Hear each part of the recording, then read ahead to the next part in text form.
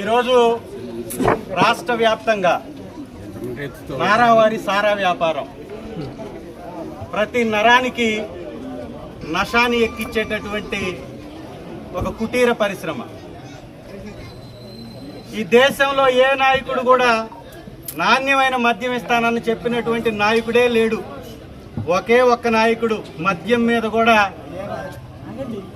రాజకీయం చేసి లబ్ధి పొందేటటువంటి నీచమైన ఆలోచనతోటి చంద్రబాబు నాయుడు గారు మాత్రమే కల్తీ మద్యం సరఫరా చేసే ఆలోచన మనసులో పెట్టుకొని నాణ్యమైన మద్యం అని చెప్పి పేదలకి మద్యానికి బానిసైనటువంటి ఆ మద్యం అలవాటు ఉన్నటువంటి వ్యక్తులకి ఈ రాష్ట్రంలో వైఎస్ఆర్ కాంగ్రెస్ పార్టీ ప్రభుత్వంలో అమ్ముతున్నటువంటి మద్యం అంతా ఒక కల్తీది.